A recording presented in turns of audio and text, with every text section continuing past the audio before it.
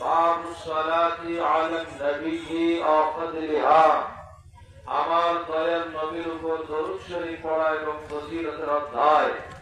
জিবরাইল আমিন আলাইহিস সালাম মায়ার নবীর দরবারে আমাদের জন্য দুটি সুসংবাদ নিয়ে এসেছিলেন আল্লাহর পক্ষ থেকে। সুবহানাল্লাহ। এক নম্বর সুসংবাদ হলো আল্লাহ পাক বলেছেন, মান সাল্লা আলাইকা সালাতান সাল্লাইতু আলাইহি। আল্লাহ পাক বলেছেন, যেই ব্যক্তি যেই বান্দা বান্দি আমার হাবিবের উপর দরুদ শরীফ পড়বে, আমি আল্লাহ তৎক্ষণাৎ তার উপরে সাথে সাথে রহমত নাযিল করব। সুবহানাল্লাহ। দরুদ শরীফ পড়ব, নবীর উপরে রহমত নাযিল করবেন কে? আল্লাহ। বড় করে কোন কে? আল্লাহ। তাহলে আল্লাহ রহমত পেতে হলে আমার দয়াল নবীর দরুদ শরীফ ছাড়া কোনো রাস্তা নাই। দ্বিতীয় সুসংবাদ হলো ওয়ামান সাল্লামা আলাইকা, আরে হাবিব যেই ব্যক্তি আপনাকে সালাম দিবে। আপনারা কি দয়াল নবীকে সালাম দেন?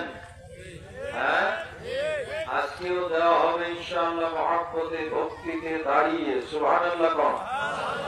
দয়াল নবীর দরুদ ও সালামের মূল্য এত বেশি, আল্লাহ পাক বলেন, যেই ব্যক্তি আমার হাবিবকে সালাম দিল, সাল্লাল্লাহু আলাইহি, আমি আল্লাহ তাকে সালাম দিলাম। বড় করে বলুন সুবহানাল্লাহ।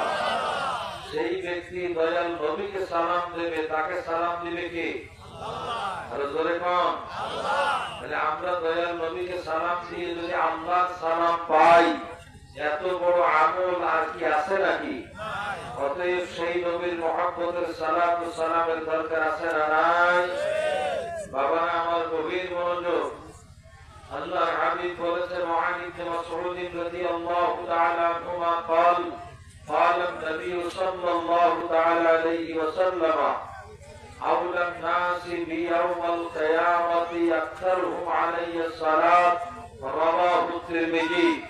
দয়াল নবী বলেছেন, যেই ব্যক্তি আমার উপরে বেশি বেশি দরুদ শরীফ পড়বে, কিয়ামতের মহামাঠ মহাময়দানে সে আমার সবচেয়ে বেশি কাছে থাকবে। বেশি বেশি দরুদ শরীফ পড়ে আমরা কি দয়াল নবীর কাছাকাছি থাকতে চাই না? তাহলে একটু ভক্তি নিয়ে, মায়া নিয়ে, মহব্বতের সাথে প্রাণ ভরে সেই আমল করলে আল্লাহ রাসূল কবুল হয়, দোয়া কবুল হয়। সেই আমলটি করি। আল্লাহুম্মা সাল্লি আলা সাইয়্যিদিনা মাওলানা মুহাম্মদ ওয়া আলা আলি সাইয়্যিদিনা মাওলানা रसूल खुदा, जिस दिल में हासिल रहे, लाखों मोमिन हो मगर ईमान में कामिल नहीं। अल्लाहुम्मा सल्ले